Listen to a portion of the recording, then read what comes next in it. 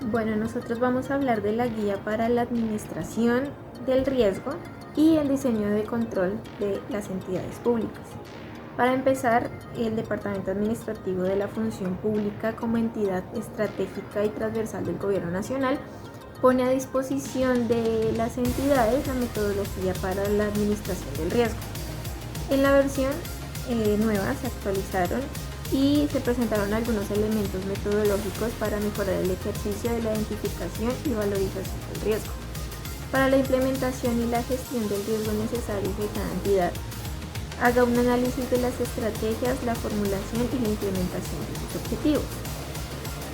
Es por esta razón que en el paso número 1 encontramos a la política de administración del riesgo, que se mantienen en su lineamiento, ya que se constituye en ella la base para la gestión del riesgo de todos los niveles organizacionales. En el paso número 2 vamos a encontrar la identificación del riesgo, que se propone una estructura para la redacción adecuada del riesgo, lo que facilita el análisis de la causa y propone premisas para evitar errores. Y el paso número 3, que es la valorización del riesgo, se establecen claves para el análisis de probabilidad e impacto del riesgo y al mismo tiempo la identificación de su respectivo nivel de seriedad. Para continuar debemos hablar de unos conceptos básicos relacionados con la gestión del riesgo. Está el concepto de riesgo, que es el efecto que se causa sobre los objetivos de las entidades debido a eventos potenciales. Riesgos de seguridad de la información, que es la posibilidad de que una amenaza concreta pueda explotar una vulnerabilidad para causar pérdida o daño de un activo de información. Un riesgo de corrupción, que es la posibilidad de que por acción o omisión se use el poder para desviar la gestión de lo público hacia un beneficio privado.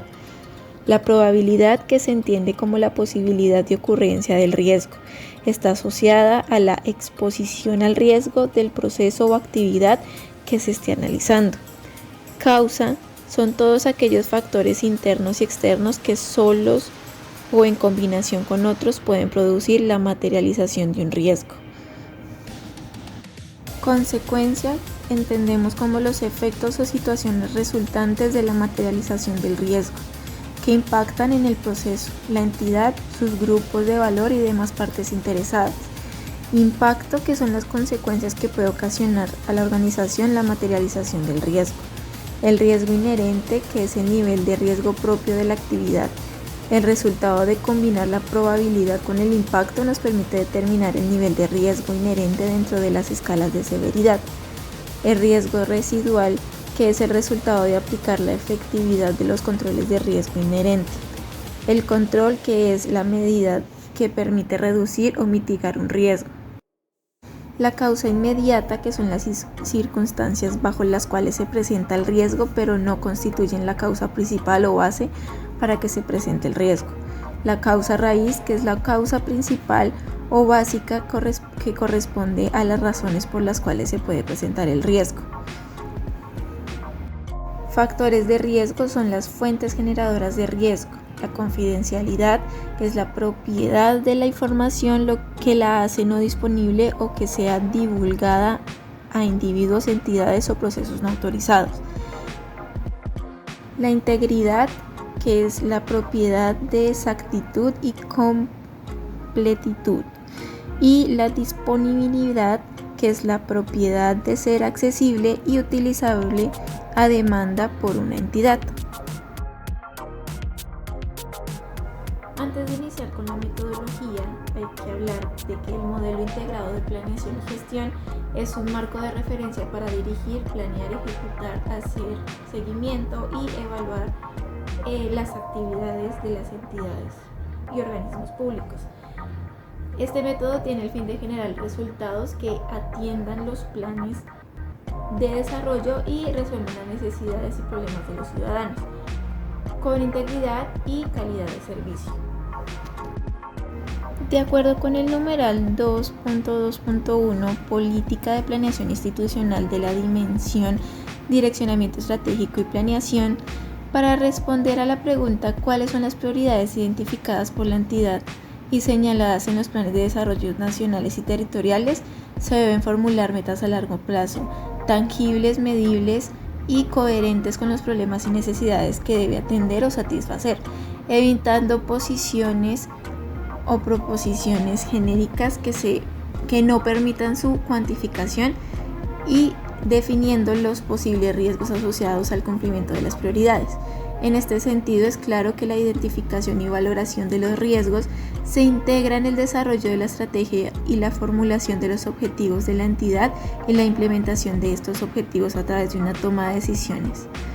Este desarrollo se da en los diferentes niveles de la organización, por lo que cada entidad, de acuerdo a su esquema de direccionamiento estratégico, procesos, procedimientos o políticas de operación, tendrán insumos esenciales para iniciar con la aplicación de la metodología propuesta para la administración del riesgo.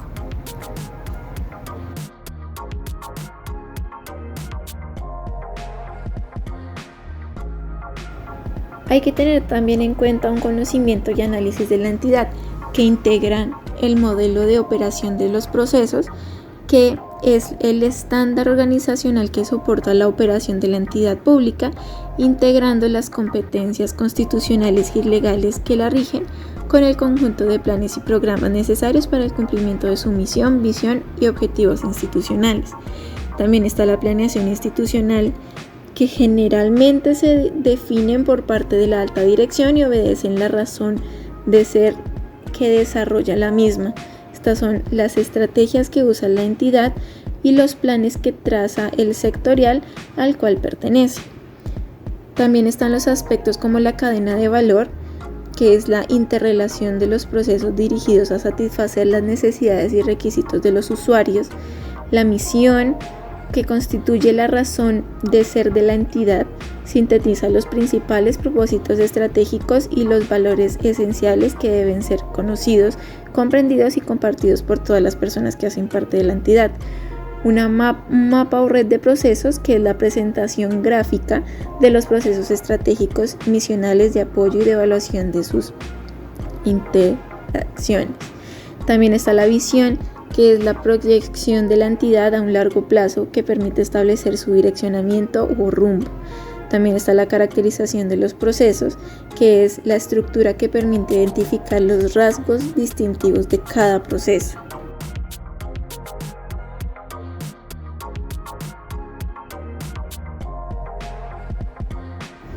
Y están los objetivos estratégicos, que son los que identifican la finalidad hacia la cual debe dirigirse los recursos y esfuerzos para dar cumplimiento al mandato legal aplicable de cada entidad.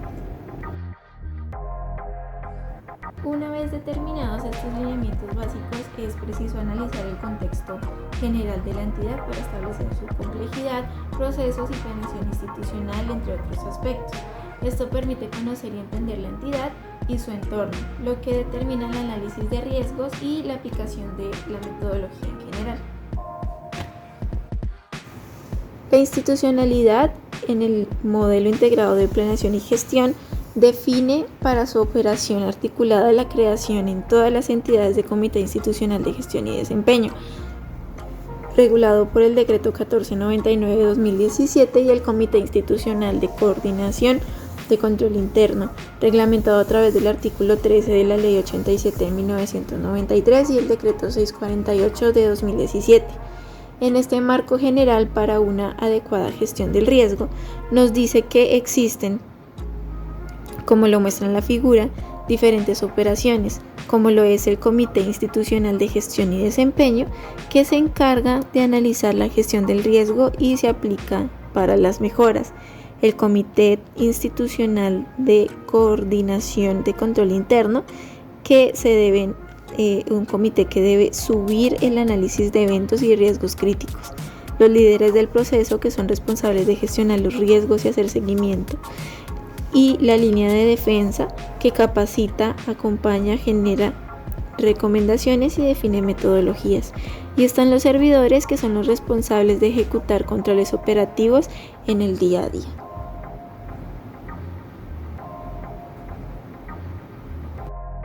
Esto trae consigo unos beneficios, como es el apoyo a la toma de decisiones, garantizar la operación normal de la organización, minimizar la probabilidad e impactos de los riesgos, mejoramiento de la calidad de los procesos, fortalecimiento de la cultura de control a la organización, incrementar la capacidad de la entidad para alcanzar sus objetivos y también dotar a las entidades de herramientas y controles para hacer una administración más eficaz y eficiente. La identificación de los puntos de riesgo son actividades dentro del flujo del proceso donde existe una evidencia o indicio de que pueden ocurrir eventos de riesgo operativo y deben mantenerse bajo control para asegurar que el proceso cumpla con su objetivo. Por otro lado, la identificación de áreas de impacto es la consecuencia económica o presupuestal a la que se ve expuesta la organización en caso de materializarse un riesgo. Los impactos que aplican son de afectación económica o presupuestal y las reputacionales. Aquí vemos la cadena del valor público que está dividido en la eficiencia y en la eficacia. La eficiencia en la relación entre los insumos y los productos y su ejecución, y la eficacia dando cumplimiento con los objetivos y pues estos objetivos dando resultados. La identificación de áreas de factores de riesgo, estas son las fuentes generadoras de riesgo y pues en la tabla que les voy a mostrar a continuación lo que vamos a encontrar son los listados con los ejemplos de los factores de riesgo que puede encontrarse dentro de una organización. En esta tabla vemos los factores, su definición y la descripción. Como primer factor tenemos los procesos. Estos son eventos relacionados con errores en las actividades que deben realizar los servidores de la organización, como son la falta de procedimiento, los errores de grabación, errores en cálculos para pagos internos o la falta de capacitación. Como segundo factor tenemos el talento humano, que incluye la seguridad y salud en el trabajo. Estos pueden ser hurtos activos, posibles comportamientos o fraude interno. Como tercer factor tenemos la tecnología, que son eventos relacionados con la infraestructura tecnológica de la entidad, que pueden ser los daños de equipos, las caídas de aplicaciones, la caída de redes o errores en programas. Y por último tenemos la infraestructura, que son eventos relacionados con la infraestructura física de la entidad. Pueden ser los derrumbes, los incendios, las inundaciones o los daños a los activos fijos. En cuanto a la valoración de los riesgos, consiste en establecer una probabilidad de ocurrencia del riesgo y el nivel de consecuencia o del impacto. Estos elementos se desarrollan primero en el análisis del riesgo, que busca establecer la probabilidad de la ocurrencia del riesgo y sus consecuencias, y segundo en la evaluación de los riesgos, que busca confrontar los resultados del análisis de riesgo inicial frente a los controles establecidos a este riesgo. Tenemos 5 criterios para definir el nivel del impacto: el leve, 20%, menor 40%, moderado 60%, mayor a 80% y un catastrófico que sería el 100%. Aquí pues en esta tablita vemos qué afectación monetaria, económica tendría cada nivel de impacto y pues digamos que dependiendo del tamaño y de la complejidad de los procesos en la entidad, pues esta tabla puede ser ajustada o adaptada a sus necesidades. Los aspectos a tener en cuanto al riesgo es el impacto, que es el qué, que son las consecuencias que pueden ocasionar a la organización, la materialización del riesgo. Como tenemos la causa inmediata, que son las circunstancias o situaciones más evidentes sobre las cuales se presenta el riesgo. Estas mismas no constituyen la causa principal de este.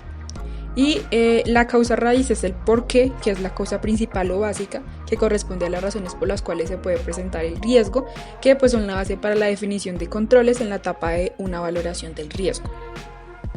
En cuanto a la evaluación del riesgo, encontramos que hay un responsable, que es el profesional de la contratación, hay una acción, que es la verificación de la información suministrada por el proveedor, que pues tiene que corresponder con los requisitos establecidos, y el complemento, que es a través del cual una lista de chequeo donde están los requisitos de información, se revisa pues la información física suministrada por el proveedor, los contratos que cumplan con sus registros y pues que esté en el sistema también concorde esta información de la contratación. Análisis de impacto en riesgos de corrupción.